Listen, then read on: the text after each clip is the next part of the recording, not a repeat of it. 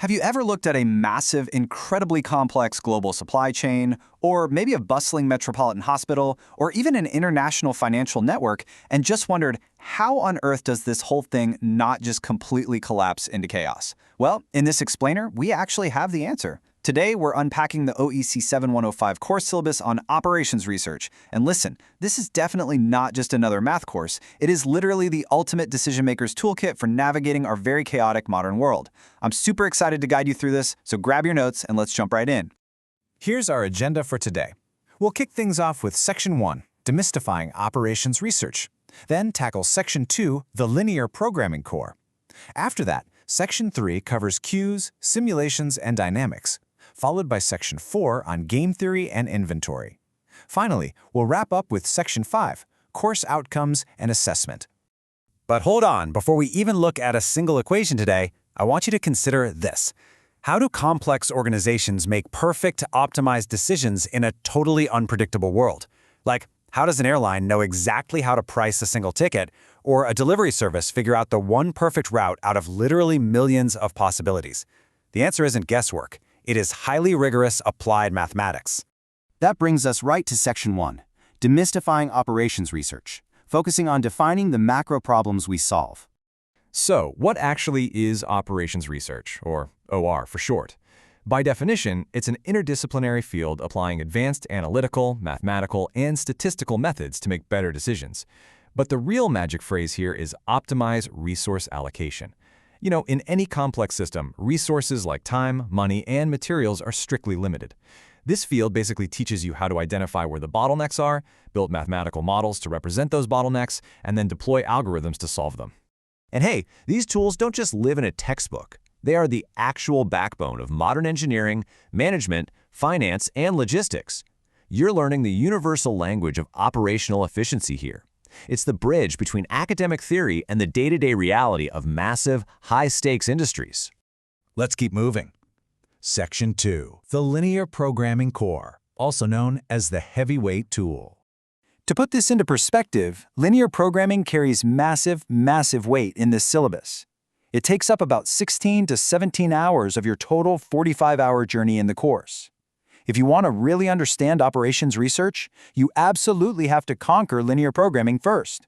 It sets the entire structural foundation for every single thing that follows. Within this massive module, you don't just solve problems, you analyze the deep underlying relationships between the models themselves. You'll spend a lot of time contrasting a model's original form, the primal construction, against its shadow counterpart, the dual construction.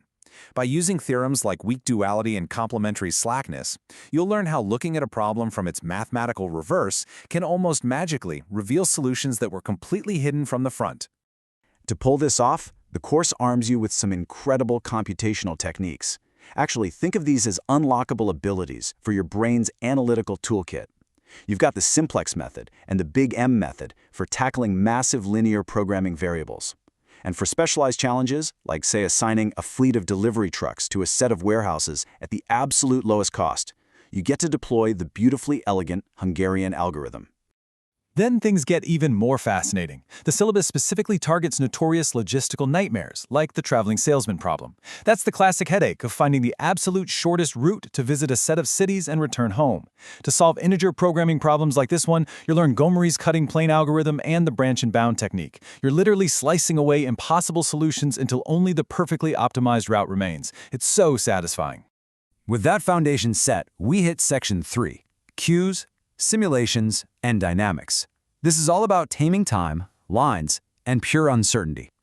Module 2 dives right into queuing structures. So, whether you're managing a single checkout line at a local coffee shop or a massive global cloud data center handling completely random, unpredictable traffic, which mathematically we call Poisson inputs, this math ensures the system doesn't just back up and collapse under the pressure. But what happens when the real world is just too chaotic for standard, rigid equations? That's where Module 3 comes in, with simulation. It relies on a very structured three-step methodology. First, you master the basic concepts. Next, you apply the precise simulation procedure. And finally, you execute the Monte Carlo method. Basically, you're using randomized, probabilistic simulations to predict outcomes in wild environments. It's essentially predicting the future by rolling millions of mathematical dice. Following that, Module 4 introduces dynamic programming, which is all about hitting moving targets over time. We're talking about applying models to priority management, employment smoothing for large corporations, capital budgeting to maximize your financial returns, and stagecoach or shortest path problems. It's step-by-step optimization where every single decision perfectly informs the next one. Which brings us to Section 4, Game Theory and Inventory. This combines Modules 5 and 6, and it's where our math finally meets direct human competition and physical storage constraints. Module 5 turns brutal business competition into a mathematically solvable puzzle. Welcome to Game Theory. Your toolkit here includes analyzing rectangular games and finding saddle point solutions. You'll master the Minimax or Maximin method, which is calculating the absolute best strategy to minimize your maximum possible loss against an active opponent. You'll even use the dominance principle to mathematically eliminate inferior strategies from the board entirely. No guesswork, just pure strategy. And while you're busy outsmarting competitors, you still have to manage your physical stuff. Module 6 focuses on inventory models. This is the eternal business struggle, right? Keeping just enough stock on hand to satisfy your customers without storage costs eating your profits alive. You'll learn to calculate the classic economic order quantity, or EOQ, and then advance to models that account for bulk price breaks, probabilistic demand, and the huge costs of sudden shortages. Finally, we arrive at Section 5, Course Outcomes and Assessment. Let's talk about mastering the logistics of actually proving your skills. The 100-mark assessment scheme is structured kind of like an optimization problem itself. You get 20 marks for continuous assessment. Then, your mid-semester exam is worth 30 marks, lasts an hour and a half, and tests you on the first 40 to 50% of the syllabus. Finally, your end semester exam carries the massive 50-mark weight over a 2-hour period, and that leans heavily, like 70 to 80% heavily, on the material covered post-midterm. Passing this rigorous evaluation earns you 3 academic credits, but honestly, more importantly, it directly fulfills major program outcomes for your degree.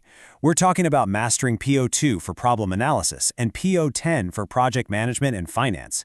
You aren't just earning a letter grade here. You're verifying that you possess the advanced operational skills that global industries are desperate for right now.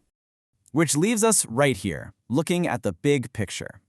This syllabus explicitly targets PO6, the engineer and the world, and PO11, lifelong learning. Operations research legitimately changes the way you view everything around you. You stop seeing random chaos, and you start seeing variables, constraints, and optimization opportunities everywhere. So I'll leave you with this final thought. Armed with this ultimate analytical toolkit, how will you optimize the complex systems in your own lifelong engineering journey? Thank you so much for joining me in this explainer, and I can't wait to explore more fascinating systems with you next time.